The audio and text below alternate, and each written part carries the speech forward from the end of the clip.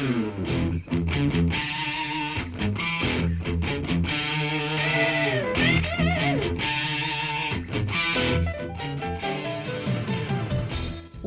to Thriving Entrepreneur with your host, Steve Kidd, third-generation minister and 30-year business coach. Listen in as amazing, world-changing authors, speakers, and coaches share their struggles and victories. And hear from best-selling authors' insight into how you, too, can live your life as a thriving entrepreneur. This is Steve. Welcome to Thriving Entrepreneur. Thanks for being with us here today. I so appreciate you. I'm so glad that you're here, that you take time out of your busy day. I know all the amazing things that you're getting done in the world, and I'm honored that you take time out of the amazing life that you're living to be able to spend some time with us here today and hopefully to uplevel yourself again. Today we want to talk about some new ways to do some old things, basically. There's some exciting new concepts that I want to bring to you. First, let me remind you of a couple of opportunities that have come my way that I love sharing with you. First of all is if you would like to have a billionaire coach you and help you uplevel your business, a gentleman who has started and sold 47 companies with none of them ever being a failure. It's an amazing thing. I mean, most any person that you talk to other than that, they'll tell you, I've had some huge successes and I've had some huge failures. It's amazing that he's had that. And he has a coaching program like none other that's at a rate that you'll be shocked how good it is. Feel free to reach out to me if you'd like to coach with Errol. Secondarily, coming up here in another week or so, I'm going to have the information for you. I've been teasing you about it, the Complete Man Summit. I'm one of the guest speakers on that. I was really honored to do the recording of my segment for that summit. And there's some great opportunities for yourself or for the man in your life. So keep an eye out as we share more further information on that. We'll let you know. Today we really want to open our minds to the place of being available for there being a new way, maybe even a better way, to get some things done. We should never be at a place where we're complacent, where we don't allow ourselves room and possibly even permission for there to be better, for there to be more, for us to learn a skill that's either a brand new skill or is something we've done over and over and over again, but to do it in a new way. Times continue changing, I remember, some of you that know me know that I've been in internet space since literally before the internet was called the internet. Back in the days of bulletin boards and things like that, before there was connectivity between them, before there were web browsers, any of that kind of stuff. I was in internet space even then, and we've had changes. Through the course of those years, have many times had people, even, like mainstream not local, but like national media, as well as a lot of businesses say, well, that'll never really catch on. I mean, the early days of the internet, most major industries figured that the internet was going to be a here today, gone tomorrow kind of a thing. They didn't see that it was, or realize that it was, a new media that was going to be here to stay. Much the same as, can you imagine our world without radio stations? I mean, we have TV, we have the internet, we have podcasts, we have all of those things. But when you get in your car, and radio's changed, absolutely. Now, once you get like some satellite radio stations and stuff like that, it can get really difficult sometimes to go back to just regular dial-in radio, because it's like, no, I found this station and they play all the music I want. There's also the other side to that where they don't have the diversity, so it just depends. But, so that industry has continued changing as well. But it still exists. Imagine getting in your car, and I heard somebody tell me the other day that sometimes to help center themselves, they do actually turn off the radio. But for most of us, the radio is on when we're driving. That perfect song comes on and you find yourself singing to it, and maybe you're even dancing in your seat a little bit, and you look over and the person in the car next to you is kind of staring at you like you're insane and have lost your mind. And that's okay. You just smile at them and then you just keep singing the song because it's just so motivational. There are those particular specific songs that just really can up-level your whole day, and make you drive and make you have to look at the speedometer so that you don't go too fast. I know nobody else ever does that, but, just in case. So anyway, the point is where would we be without radio? And yet, when the internet came in, there were two sides to that equation. There were people in the early days of the internet, even before podcasting existed, that they were purporting that they were going to destroy all other forms of media, especially the newspapers. In those early days, it was like, oh yeah, in the next 2 to 5 years, there will be no more newspapers. In fact, there may not even be any more magazines. Well, even back then I told them, it's like, no, there is something tactile about that newspaper. There are some major newspapers as well as local newspapers that, that a lot of people look forward to getting.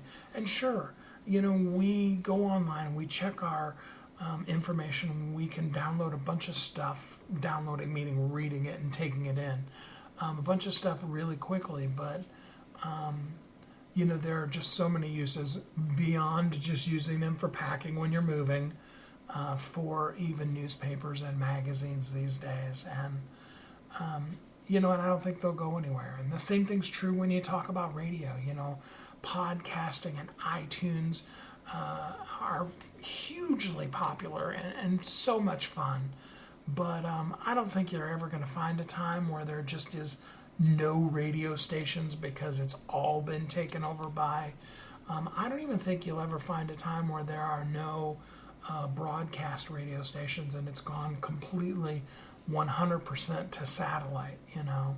I know that the cable company was many years ago, was touting that they were going to eventually be the end of network television.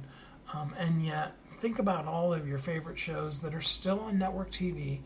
I wonder sometimes, I actually would prefer it sometimes if some of the shows that I really like would just drop the whole entire season right up front and just let me binge watch it at, whatever time for me, as opposed to having to have to wait till next week, right? We get spoiled with binge watching these days, don't we? You can just watch, the worst of it is when you binge watch the previous seasons of something that is only released each week, and then after you get caught up, then you have to wait weekly for the next episode, right? So, the point is that there's a lot of really great changes that we embrace. We a lot of times don't even know that we embrace them. But that doesn't discount the things before or discount the things that are coming. The way that ABC, NBC, CBS, and Fox have been doing television for years doesn't in any way negate the power of Netflix, of Hulu, even of YouTube. How many times have you found yourself stuck down a rabbit hole because somebody sent you a YouTube video, right? You see this one video and then you see the next one and then, right?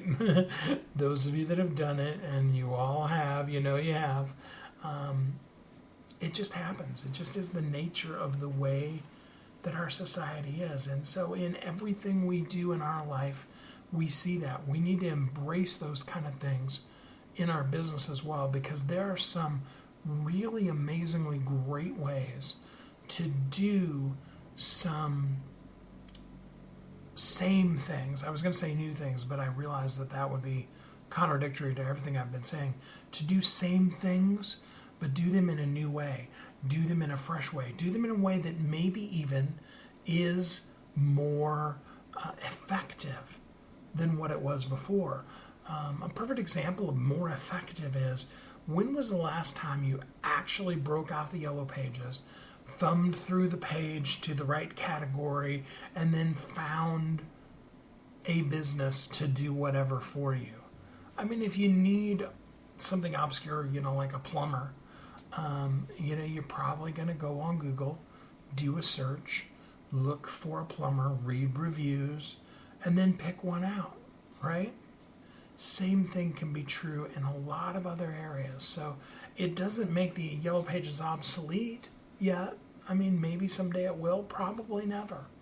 It doesn't cease the other things. It just simply improves them, makes them even better. And so there are a lot of things that I encourage you.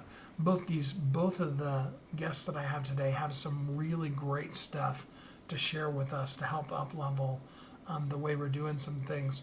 But I also encourage you to really embrace, to look for, even on purpose, the things that you do that you've always done it that way. That it's like, I do it this way because that's how I've always done it. You ever heard yourself say, think, or feel that?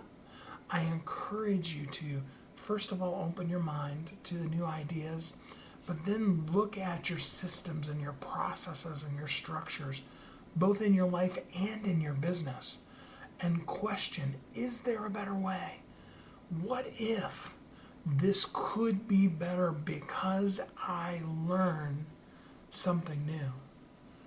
Sometimes the greatest inventions come from necessity, but sometimes they just come from creativity of what would be another way of doing this.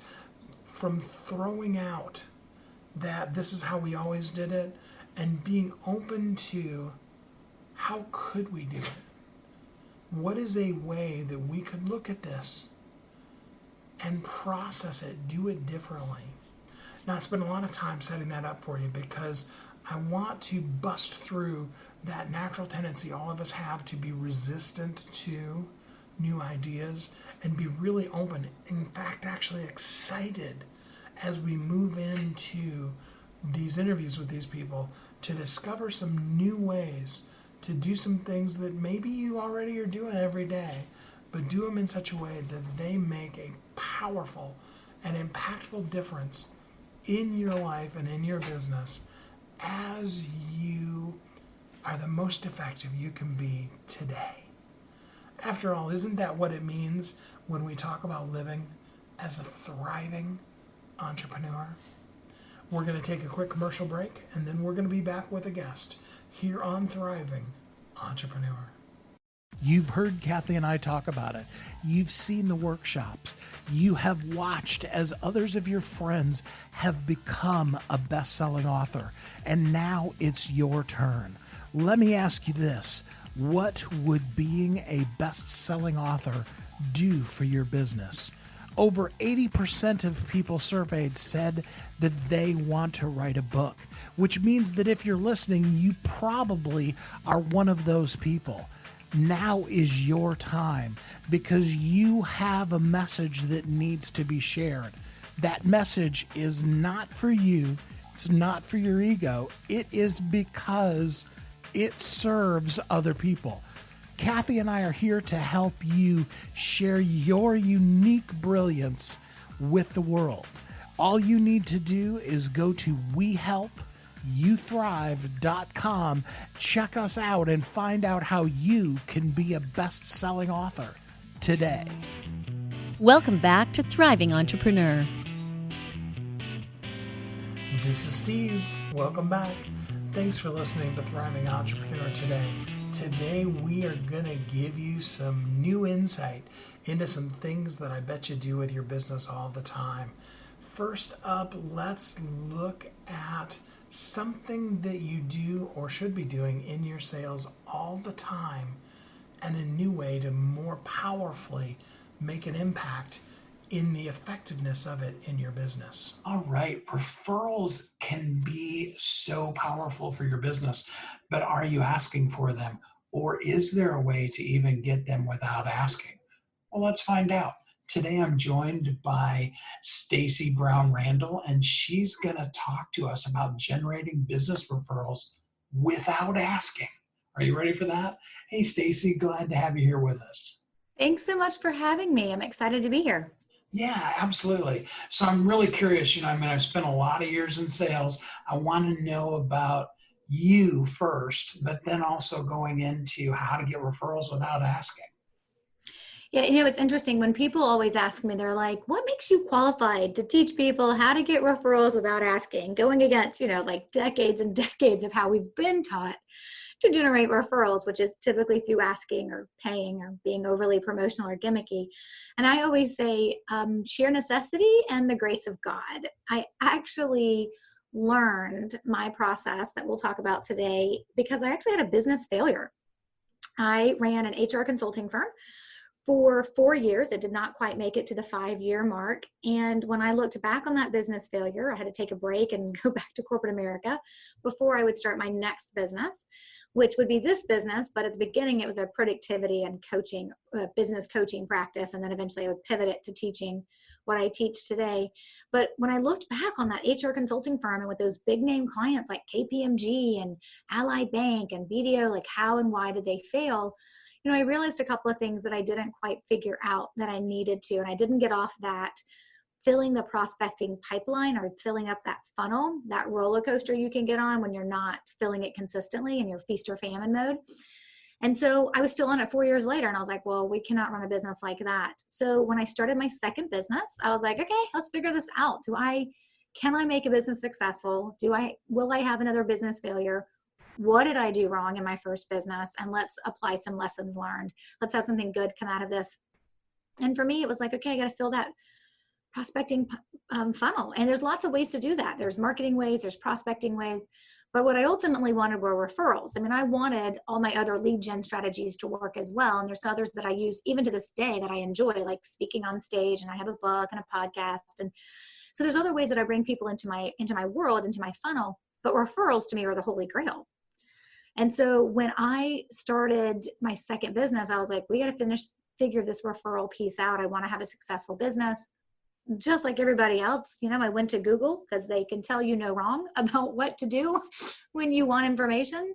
And I Googled, how do you get referrals? And I didn't like what I found. And so I just set out for my own business to make it different. And then eventually started teaching it to other people. But truly, I think one of the most defining moments in my past, yes, I've had a lot of great jobs, corporate America, things like that, small businesses, but truly one of the most defining moments for me as to why I am here today is that business failure and what I learned from it. Sometimes that scar tissue that we have really is our best teachers. It is. And it's funny, people, I don't know how you feel about the word failure, but I'm all okay with it. Like a lot of people are like, oh, call it a lesson learned, right? Or like, don't call it a failure. I'm like, it's okay to label it as it is because it doesn't define me as a human and as a person, but it definitely is that swift kick in the hiney. Anytime I start to get a little lazy with my business today, I'm like, wait, nope, not going back there. Let's stay the course. Let's do what we need to do. And it is a great motivator. Absolutely, it is. So talk to us about getting referrals. What are the best ways for a person to get referrals? So there's actually 4 ways that we are taught today to generate referrals. And I always like to say this because there very well may be somebody listening to your show that's like, I like asking and it works for me. And I think that's great. I don't understand that methodology and it doesn't work for me. But there are multiple ways of how we can generate referrals. And one, of course, is asking for them. A second one is paying for them. Now, I'm against paying for referrals when it's not in a fully disclosed upfront to the buyer, to the client kind of environment. So like affiliates, things like that are fine because when you click on that link, right, someone's getting paid and compensated. It's the behind the scenes. It's like, hey, if you send me some clients, I'll give you a 10% kickback. Right? But we've been taught we can pay, we've been taught we can ask, and we've been taught we can be overly promotional and gimmicky. Things like putting in your signature line, the best compliment you can give me is a referral, or something to that effect. And then there's the fourth way, the way that I teach it, which is, actually you can generate referrals by really honing in and focusing in on the relationships that you have with the people who send you referrals. And then through your gratitude and thankfulness for the referrals they're sending you, take really good care of them and plant some referral seeds in the process where they start thinking about you from a referral perspective, kind of in like an ongoing way, but they feel gratitude towards you because you're sharing gratitude and showing gratitude to them. So there's multiple ways you can do it. I always tell folks, pick the way that works for you. But if you don't want to ask, you don't want to pay, and you don't want to be overly promotional and gimmicky, you can focus on the relationship with your referral source and use a different methodology to be able to trigger those referrals. So, rock our world. Tell us how we can get referrals without even asking. So I always teach folks that the number one thing is I want you to make sure we're defining referrals the same. And the number one way to define a referral so that it's not confused with word of mouth buzz or word of mouth marketing or word of mouth referrals, because those are like a referral and word of mouth is separate, as is a referral from an introduction and as is a referral from a warm lead. A referral has two things those other terms don't have. And we use those terms interchangeably. So we've kind of diluted the definition and the power of what a referral really is. But a referral will always come to you personally connected. So when you receive a referral, you know it because a referral source has connected you with a prospect that needs to buy from you. And everyone's on the same page. There's always that personal connection. That's where the trust is transferred. And there's always a need identified. That buyer showing up, that prospect showing up, it's because they have a problem and they need you to solve it.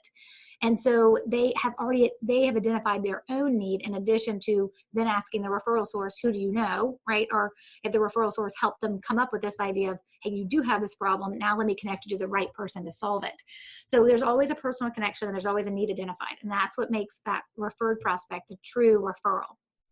The way that I teach generating referrals is, number one, I make some assumptions about your business if you're starting in at step one with me, which is you do great work. You actually are referable. You're worthy of those referrals. Step two is that I believe all businesses deserve referrals, but you're not owed any. So you have to be willing to do some work. And then, of course, when you think about how referrals fit, you have to be willing and understanding that we're not talking about marketing and prospecting, which are part of your sales strategy.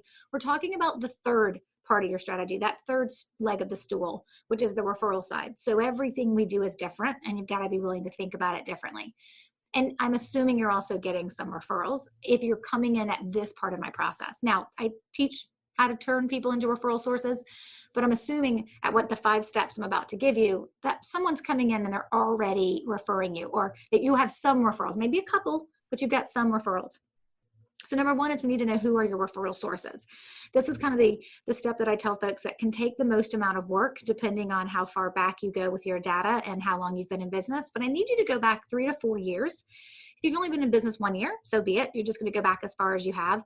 But you're going to go back, 3 or 4 years in your business, and you're going to pull your list of clients. And then hopefully you've been tracking how they came to know who you were. Like, what source did they come through? Did they find you through a Facebook ad? Did they see you speak on stage? Did they stop by your booth at a trade show, right? Did they answer an ad? Did they answer a direct mail piece you mailed to their house? Were they referred, right?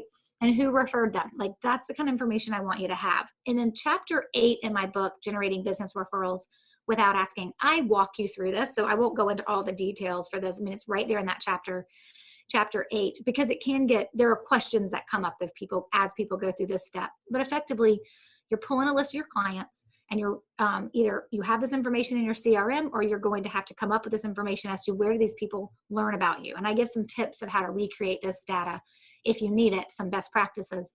But the first thing you're going to do is get rid of everything in there that isn't a referred client. And then you have a client and who referred them. So now you have your referral sources and your list of clients who were referred. Which, side note, those are the best people to try to next turn into referral sources if the way your business is structured supports that. So step 1 is just ultimately know who your referral sources are, identify them. And we don't use anecdotal evidence like you would think that these people referred you because you kind of remember them talking about it. Like, we look at the data from your business.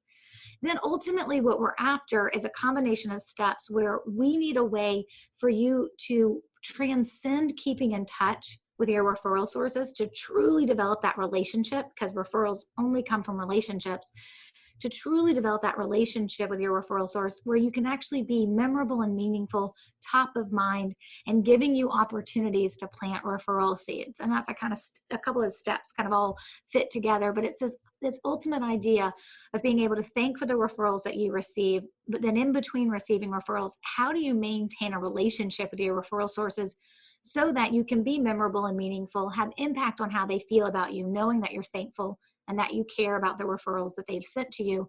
And then, of course, making sure you're staying top of mind. So you're not doing something every month, but you're not thinking one thing a month. I mean, one thing a year will work either. So you're staying top of mind, memorable and meaningful, and you're able to plant referral seeds. And it's the referral seed language that we plant that really kind of makes all this work. So your referral sources continue to think of you and you continue to impact them in a way where they care about you because you're showing that you care about them. And they think about you from a referral perspective because you're continuing to plant those referral seeds.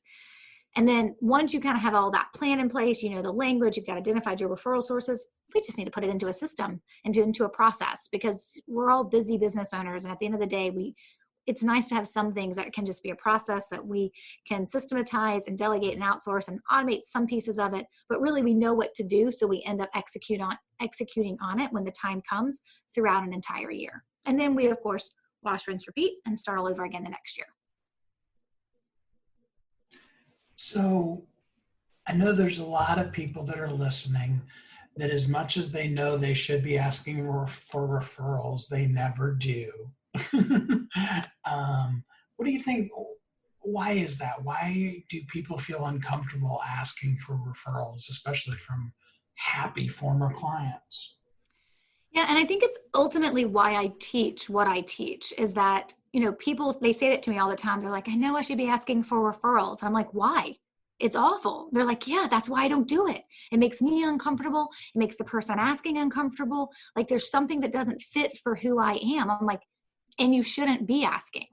Actually, when you ask for a referral, you're actually manufacturing something that doesn't exist, which means you're forcing a process. And the referral process, when you truly understand why referrals happen from a human dynamic and a psychology perspective, you would understand, like, be like, oh yeah, I shouldn't be asking. Like you can understand how that can actually commoditize the relationship and how it can actually force a part of a relationship that should be occurring naturally. Now, why we plant referral seeds instead of asking is because we definitely want them thinking about us from a specific perspective, but ultimately you should not be asking for referrals. Yet I understand that people are like, well, I feel like I should be because for 30, 40, 50 years, that's all the sales trainers and marketers and people out there teaching about lead generation have been telling us when it comes to referrals. And the reason for that is because for so long we have looked at a sales strategy with two buckets. And that is we looked at it from a prospecting activities that we do. And those prospecting activities like cold calling, cold emailing, right, networking, they fit under our sales strategy. And then we have another bucket, a marketing bucket. And that may be our website, maybe it's Facebook ads, maybe it's earned media. Everybody has different things that fit in that prospecting bucket and that marketing bucket. And both buckets are important. You need both buckets. I just need you to add a third bucket. And the third bucket is the referral bucket. And when we teach people to ask for referrals or pay for referrals or to be overly promotional and gimmicky to get those referrals, we're trying to take marketing and prospecting tactics and apply them to referrals. And that's just not what a referral is. And you're not even, when you think about it, when I'm doing prospecting or marketing, my end user is the client, right? Is the prospect that I want to turn into a client. When I do marketing, I want that potential new client to see my Facebook ad or open up that magazine where I have an advertisement in it and then want to reach out to me. Like we're talking in prospecting marketing to the end user, to the buyer, to the prospect. In the referral world, we're not. We're talking to the referral source who happens to know the end user, the prospect, that potential buyer for us. So of course, everything we do from a referral perspective has to look and feel different than it does from a marketing or a prospecting perspective. There are some sales trainers that just rolled over in their grave with everything you just said. I know, but remember, this is why I started with, hey, if asking works for you, ask. If it doesn't, here's just another option. But it's true. I know. I am a contrarian, and I have people say it to me all the time. Actually, it's funny. I was on a sales trainer's podcast, and he's well known in the space for sales training. And he doesn't teach that you should ask for referrals, but he definitely says you should get them. And it's funny, I was on his podcast and he said, he goes, we all teach this thing about referrals, and a lot of people teach the asking because we didn't know any other way. He goes, I've never had an interview where I've taken so many pages of notes and learned something different from something I've been teaching for years. And I always say, I was like, it's like everything has its time to come, right? And for a lot of us who don't want to ask, it was time for us to have a different way. So, a lot of times once we then get a referral, there's that whole other element from that person.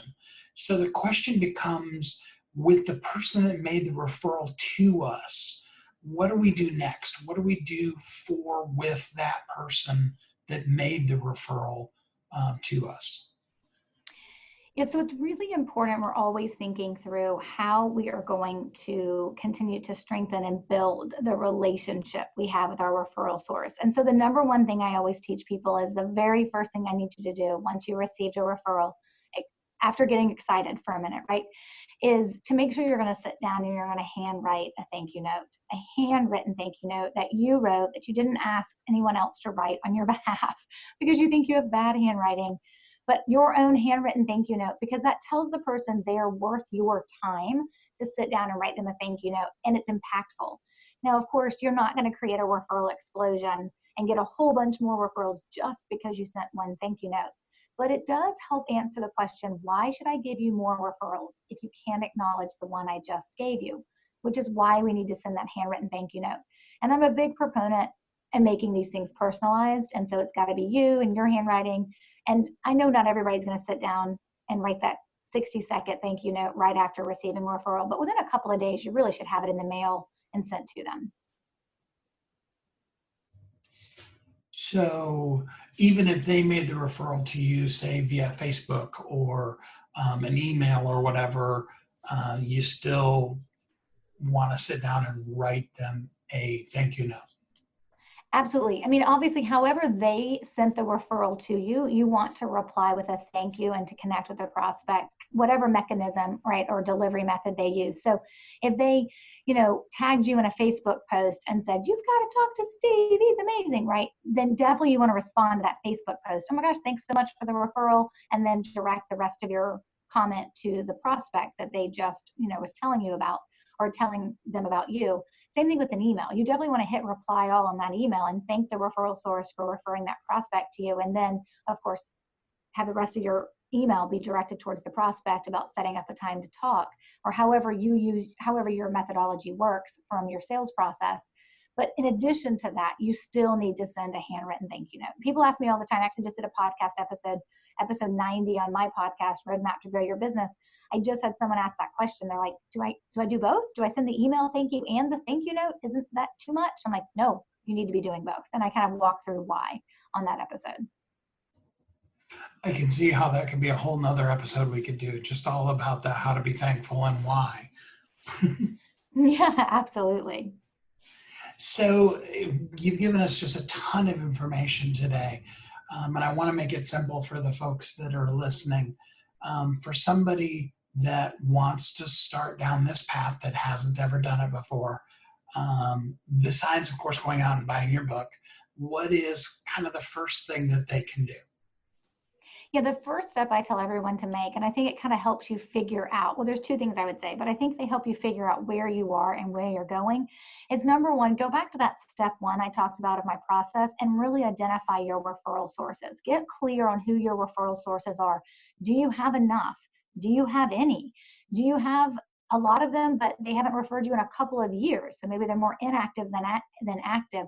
And really get clear on who your referral sources are. That is always an excellent first step, because I always tell folks, my program, regardless or not, you will start thinking about them differently and what you can do when you can put a name to who these people are. And you automatically just start thinking about them differently, because now they're people, they're not an abstract, right? So it's like, oh, I seeing him next week. I should make sure I thank him for that referral he sent me 4 weeks ago, because now those names are in front of you. So that's the first thing I would do. And the second thing that I would do, and I always tell folks is like, figure out where you are in your ability to generate referrals if you want to do it without asking. And I have like a 9-step, like 9 simple quiz, sorry, not 9 steps, 9 quiz question where you can just go in and take this free quiz and figure out, like, are you a beginner? Are you at the in training level? Are you at the master level? You can just go through that quiz and figure out, like, okay, where are you? And what are your skills, your ability to generate referrals without asking? And what does that look like to have a plan and to know your referral sources and get the data you need for where your gaps are? Because once you take that quiz, it'll tell you what level you are and then the gaps you need to close. So your book is called Generating Business Referrals Without Asking, a simple 5-step plan to referral explosion, written by Stacey Brown Randall. Stacey, for somebody that wants to dive deeper with you, of course, besides getting the book, how can they go further with you? Yep, so my home base is stacybrownrandall.com. Of course, you can find that quiz I was talking about there. You can get a free chapter of the book. Of course, you can always purchase the book as well, or you can just take the next step. You can join my free Facebook group, Referrals Without Asking, or make the decision to join me in my Growth by Referrals program. But I always tell folks, take the quiz first or read the book first, get comfortable with my methodology and what I believe and the philosophy that I teach you, and then decide it's time to take the next step. Really, really great information, Stacey. I really appreciate you spending some time with us on the show today. Yeah, thanks for having me. Some great ways for us to be able to reach out to our clients, to the people that we already know, the people that already know, like, and trust us, and be able to say, hey, how can I serve you more? And how can I also help the people that you have around you without being kind of that old school pressure kind of thing that a lot of people frown on these days when it comes to things like referrals. I hope you got a lot out of that. I really appreciated all of that information. And I hope that that will help you live as a thriving entrepreneur. We're going to take our next commercial break and we'll be right back here on Thriving Entrepreneur. You've heard Kathy and I talk about it. You've seen the workshops. You have watched as others of your friends have become a best-selling author. And now it's your turn. Let me ask you this. What would being a best-selling author do for your business? Over 80% of people surveyed said that they want to write a book, which means that if you're listening, you probably are one of those people. Now is your time because you have a message that needs to be shared. That message is not for you. It's not for your ego. It is because it serves other people. Kathy and I are here to help you share your unique brilliance with the world. All you need to do is go to WeHelpYouThrive.com, check us out, and find out how you can be a best-selling author today. Welcome back to Thriving Entrepreneur. This is Steve. Welcome back. So in the first segment, we learned a new way as sales professionals to get the most powerful type of lead, that referred lead, in a much more successful way. Now what we want to do is turn our attention to finance, to our money. One of the biggest conversations that has to be had over and over and over again. And when there are new innovations and great ways to relook at it, I want to always be here to provide that to you so that you can up-level your both wisdom and understanding as you approach everything you do and you live out your life as a thriving entrepreneur. So let's see what more we can learn, what new things we can learn today about finance. What is the future of finances? With everything that's going on, there's so many things and so many different opinions, but let's bring in an expert and let's talk about what's going on financially and what kind of things you can do in order to really be able to be financially secure regardless of what's going on. So join me in welcoming Tracy Bissett. Hi, Tracy. How are you today? Great. Thanks for having me, Steve. Okay, so you're on a mission to redefine the world's economic future by increasing financial literacy. But tell us a little bit more about who you are and what got you to this point.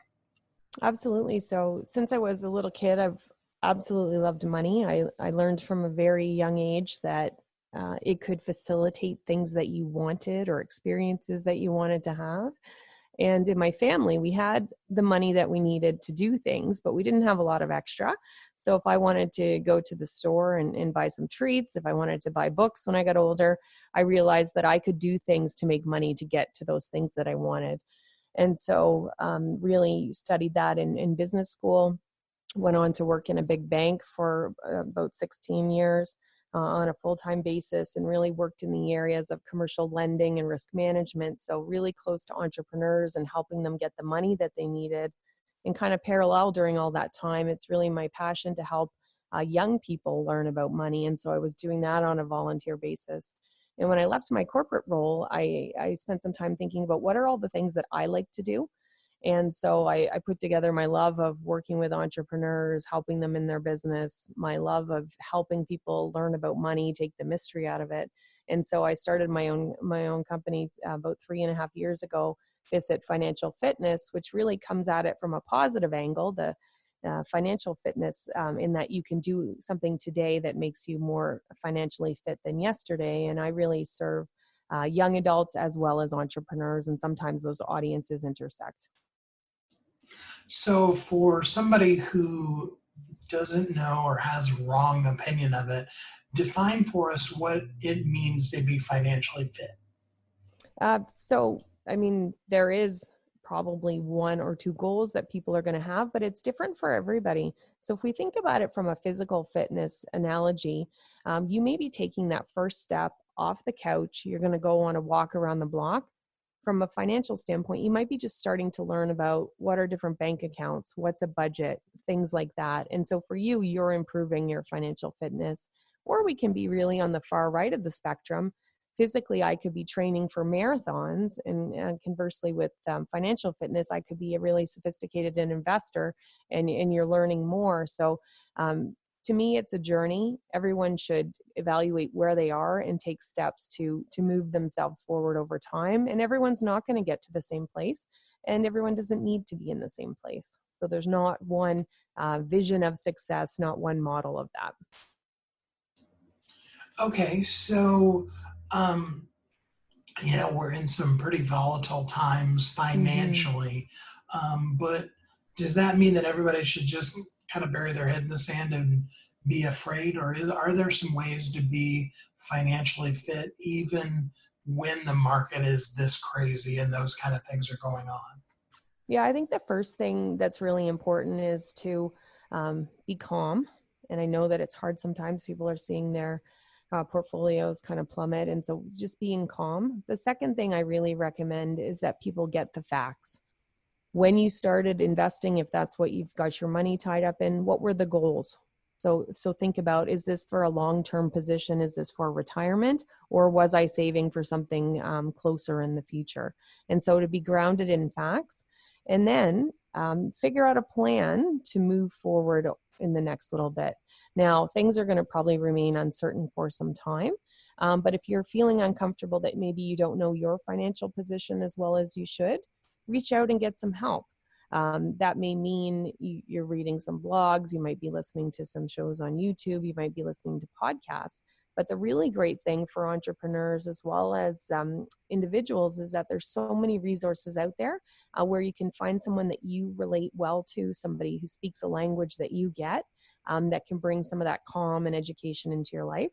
And then you may want to reach out to, if it's for your business, to a business coach to help say, I've kind of buried my head in the sand for years about the numbers. I really don't understand my financials. I don't understand what cash flow is and how might I manage it. I know I don't have any right now because people are canceling contracts or whatever the situation might be. But take this time to start doing some education. As well, on the individual side, reach out to financial advisors or planners. And those individuals as well are going to have up-to-date knowledge on what government programs are available, what other resources are available in the community that can assist, because there's going to be a range of challenges that people face, and there will be ways to solve those. Okay. So I know one of your standard questions on your one sheet is, how you can, as a business, be certain of what you can and can't afford in 5 minutes or less. Is that still applicable right now? I think that, yes, you can get to the answer relatively quickly. It may not be an answer that you like. And so really what that's around is thinking about your cash flow. And really simply what that means is how much money is going to come in, how much goes out, and the timing that it happens. You can certainly do it on a piece of paper. You can do it in Excel. You don't need any fancy tools to do that. But by getting back to the facts and staying rooted into the current situation, then you can see what is the magnitude of the issue you might be facing. And so maybe it means that's going to help you make some potentially challenging decisions. Maybe you do have to lay off some staff. Maybe you have to defer investments in equipment or other things for your business. Or it might give you the confidence that you need if you had some cushion in your business in terms of the cash flow, if you had some savings banked there for future investment. It might give you the opportunity to capitalize on a product or service that people need right now, because not all businesses are suffering.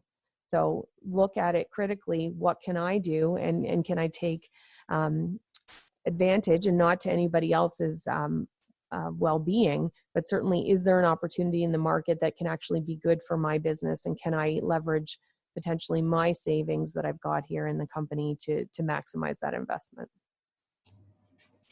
So, great question on the sheet again is, how can you actually get paid from your business? Mm-hmm. Most of the entrepreneurs that I work with, their revenue is around $1 million or under $1 million, could be a little bit higher, all the way up to $2 million in sales, ranging from all different industries. And one of the consistent themes I see across all of those businesses, product or service, is that they're not getting paid enough. And so it's really important when you are determining your pricing, and that you reevaluate it regularly, that you are charging what this product or service is worth, and what the value that it provides is worth. And people get very emotional about money. They become very irrational. And so when they're putting their product or service out into the market, they don't want to charge too much. They don't want people to think that they're charging too much. But if what you're offering is valuable, there is a price that should be put on that, and it's usually higher than where you are. Another thing is to validate it in the market, to make sure that it is what the market can bear, and you're not pricing yourself out of the market. But if you offer something that is different and it has value to the people who will use it, you should be pricing as such.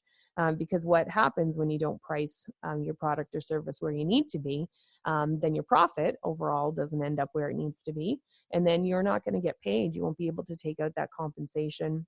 So maybe now you're not living up to commitments that you made to your family. Maybe you're not going on those vacations. Maybe you're not doing other things that you had expected. And nobody goes into business not thinking they're going to get, that they won't have a regular paycheck. People go into business thinking that that will be the case. But oftentimes the reality is there's just not enough left to support that regular paycheck coming out. Perfect. So, financials, anything to do with finance really is often very scary for people. Why do you think that is? Why are people so freaked out about the numbers in their business? Well, it starts at a young age, Steve. And I've had little kids as young as 5 tell me that money is this evil thing that they know. And they don't really know what money is when they're 5 years old. But if you think back to your own childhood, what were the things that were happening in your family? Was there yelling? Was there crying? Was there stress? Kids pick up on all of that. And you form your views and your reactions to money really, really young. And so those stay with you, whether or not you realize it. They're always under the surface. And so majority of people in the world come from this place of a scarcity mindset, and they feel that there's never going to be enough. Fear around money comes. If I'm doing well, that must mean you're not doing well, because we couldn't possibly both be doing well. And so that's perfectly normal. So for anybody who feels that way about money and really either puts their head in the sand or constant worries around it, that's very normal. And the majority of the population feels that way. But the good news is that can be changed. And so take some time, but you really want to be thinking about things that you're grateful for. And gratitude is a really great way to start opening your mindset to see the positive. And it might sound a little hokey, and people may be kind of shaking their head when they're listening, but Did you wake up today? Were you able to get out of bed? Did you have a shower? You had clothes to wear, you had something to eat. And by focusing on positive things, then you start to see the possibilities that are out there. And so that kind of opening of your mindset, coupled with really practical tools and tactics around how do I learn about money? How do I manage cash flow? How do I even have a regular meeting with myself about it? Those things put together really can change the way that you come at the financials in your business and even your personal life. Perfect. So for somebody who would like help from you to become financially fit, how can they go deeper with you? Absolutely. And so the best place to reach out to me is on LinkedIn. I respond to all the messages that I get. And if you just have some worries or you just want to learn some more, definitely send me a message. Certainly have a gift for those who are listening who want to get started and they're hearing this today and not really sure where to start. One of the most important things in your business with your financials is to review them regularly and know where things are so that if you are worrying, you're worrying about something that's true, not something that you've kind of got in your mind of what you think might be happening. And so I've got a money meeting agenda for everybody, and you can download that at cashcoach.biz. And that way you can get started if you're in a business where you are the sole leader, have a meeting with yourself, book it into your calendar every week. And maybe the first meeting is just looking at this agenda and kind of making sense of it. If you do have a partner in the business or multiple partners, having that regular time to talk to them. So certainly a great resource, a money meeting agenda, which you can download at cashcoach.biz. And I would love to hear from people on LinkedIn. Send me a message. Would love to hear feedback and questions. And always great to talk to people. Perfect. Well, Tracy, I really appreciate you spending some time on the show with us here today. Thank you very much. It's been my privilege.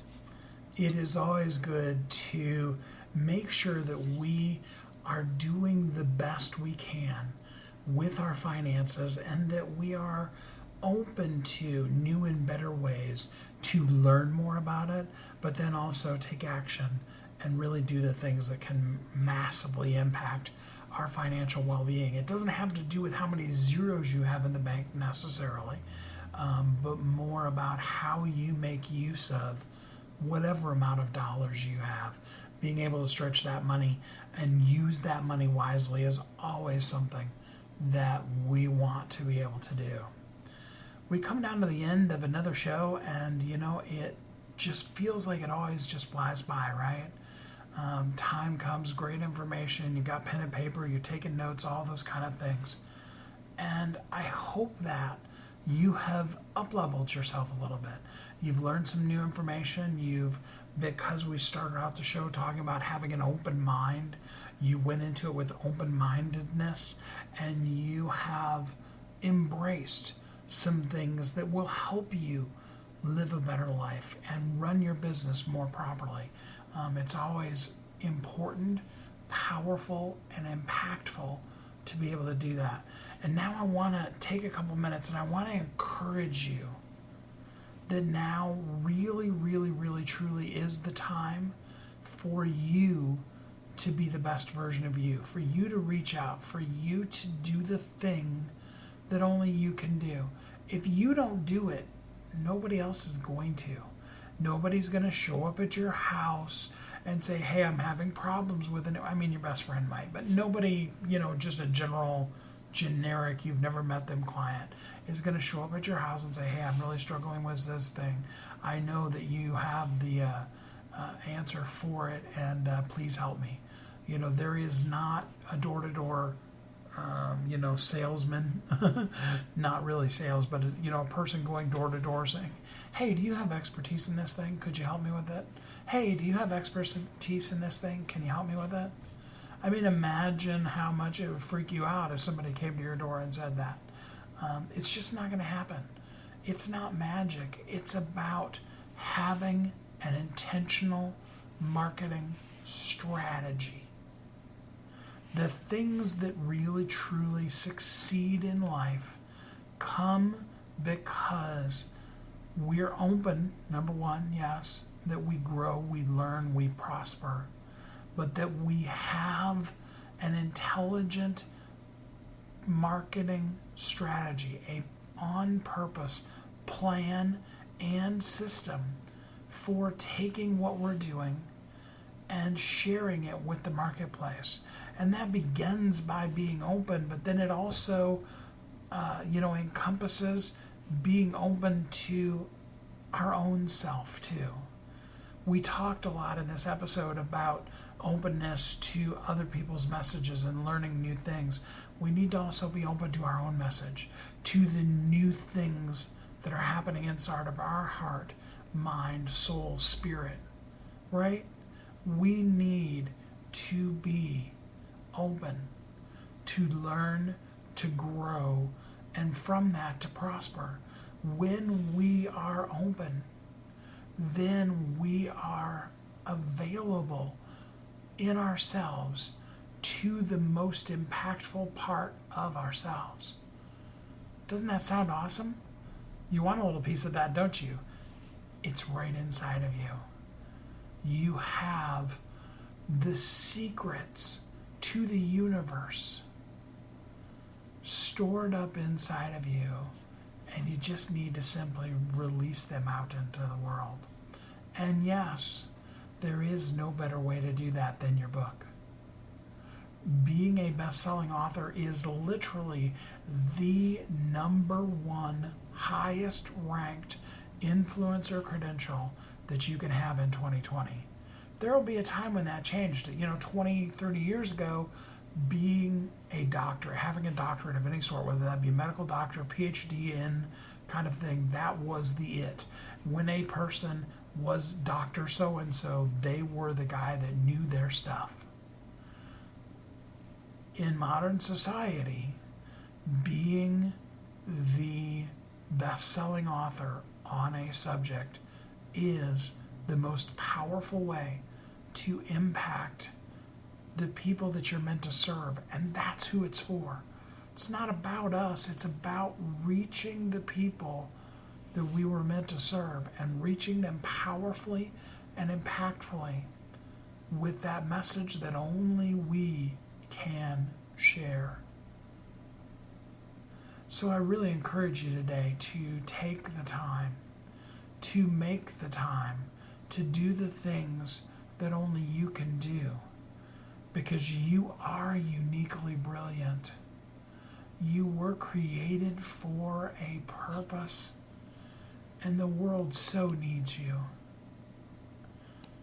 It's time to share what you have, to put it in a book, to make yourself a bestseller, to do like Seth Godin said. And if you want to find the person who you want to hire for a thing, look for who's the person that wrote the book on it.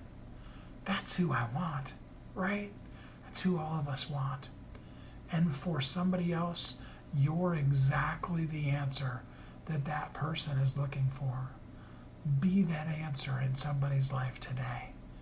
Do those things that only you can do to help others as well as yourself live as a thriving entrepreneur. Until next time, I really truly do hope that you will have a great week.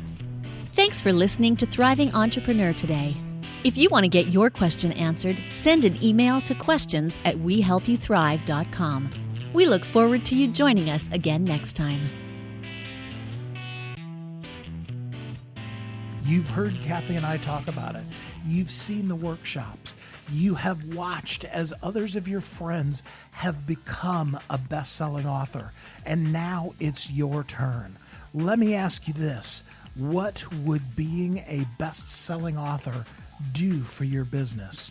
Over 80% of people surveyed said that they want to write a book, which means that if you're listening, you probably are one of those people.